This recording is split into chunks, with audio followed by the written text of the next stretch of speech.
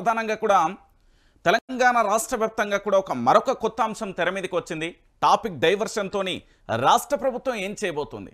తెలంగాణ ప్రాంత ప్రజలకు మరొకసారి మొండి చేయి చూపించే అవకాశం ఉందా? ఇప్పటికే టాపిక్ డైవర్షన్ తోని తెలంగాణ రాష్ట్ర వ్యాప్తంగా చర్చ కొనసాగిన విషయం మీ అందరికీ తెలిసిన విషయమే.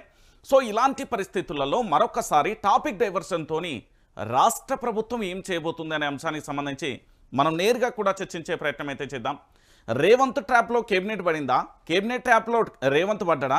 అసలు తెలంగాణ రాష్ట్రానికి సంబంధించి జరుగుతున్న పరిణామాలు ఏంటి?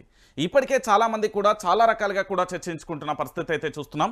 సో మొత్తానికి ఏం జరిగింది అనేది మనం చర్చించే ప్రయత్నం అయితే చేద్దాం. దానికంటే ముందు ఇక్కడ ఒక ప్రధానమైన అంశాన్ని కూడా మనం మళ్ళీ చూడాలి. ఎందుకంటే ఒకసారి గిడ చూడుర్రి, నిన్న రాష్ట్రానికి సంబంధించిన కేబినెట్ భేటీ అయింది. కేబినెట్ దేనికోసం భేటీ అవుతుంది? వాళ్ళు ఇచ్చిన 6 గ్యారంటీలే కానీ, లేదా అత్యవసర పరిస్థితులే కానీ, లేదా రాష్ట్రానికి సంబంధించి పరిపాలన విషయంలో కానీ, లేదా శాఖల వారీగా కానీ ఇతరత్ర నిర్ణయాలు తీసుకునే విషయంలో పూర్తి స్థాయిలో కేబినెట్ భేటీ అనేది సర్వసాధారణంగా జరిగే ఎపిసోడ్. కానీ ఈ కేబినెట్ భేటీకి సంబంధించి జరుగుతున్న విషయంలో ఒక విచిత్రమైన అంశం మళ్ళీ ఒకసారి తెర మీదకి వచ్చింది. ఎందుకు నేను ఈ విషయాన్ని చెప్తున్నానంటే తెలంగాణ ప్రాంత ప్రజలందరూ కూడా ఆలోచించాల్సిన విషయం. ఇప్పటికే రాష్ట్రానికి సంబంధించి ఇక్కడ జరుగుతున్న పరిస్థితులు ఏంటి అనేది మనం చూసే కంటే ముందు రాష్ట్రంలో ఈ పరిణామాలు ఏ విధంగా ఉన్నాయి ఏంటి అనేది కూడా ఒకసారి మనం చూసే ప్రయత్నం అయితే చూద్దాం. సో మొత్తానికి 6 గంటలు 10 అంశాలు అంటూ కూడా చూస్తున్నాం. 6 గంటల పాటు 10 అంశాల మీద చర్చించిల్లు.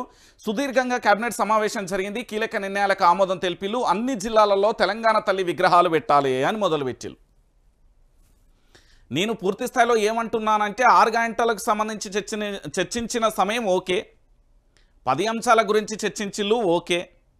మళ్ళీ తెలంగాణ తల్లి విగ్రహానికి సంబంధించి అన్ని కలెక్టరేట్కు అన్ని జిల్లాలలో పెట్టాలి అంటున్నారు. ఏం జరిగిందో ఒక్కసారి వీళ్ళు ఏమేమి నిర్ణయాలు తీసుకున్నారో ఆ నిర్ణయాలు తెలంగాణ ప్రాంత ప్రజలకు అక్కరకచ్చేటియా వాళ్ళకి అక్కరకచ్చేటియా అని చూద్దాం. ఒకటి, రీజనల్ రింగ్ రోడ్కు అప్రూవల్ వేసిల్లు. పబ్లిక్లోకి బనకచర్ల ప్రాజెక్టుపై స్పష్టత అన్నారు. విభజన చట్టంలోని అంశాలపై త్వరలో ఉన్నతాధికారుల భేటీ అని చెప్పిర్రు. మండల కేంద్రాలలో రైతు సంబరాలని చెప్పిల్లు. ఇది ఒకసారి మనం చర్చించాలి. మండల కేంద్రాలలో రైతులు దేనికోసం సంబరాలు చేసుకోవాలి?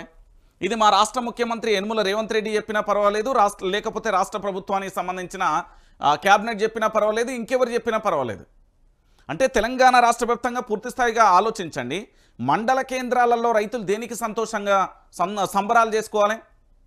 ప్రతి ఇంట్లో కూడా రుణమాఫీ జరిగిందని సంతోషం చేసుకోవాలన్నా, లేకపోతే పెట్టుబడి సాయం అందరికీ అంటే పంట పండించే ప్రతి గుంటాకి ఇచ్చిల్లని సంబరం చేసుకోవాలన్నా, రైతు చనిపోతే రైతులకు సంబంధించి పూర్తి స్థాయిలో రైతు భరోసా వేసిల్లని సంబరాలు చేసుకోవాలన్నా, దేనికి సంబరాలు చేసుకోవాలి? అది రాష్ట్ర ప్రభుత్వమే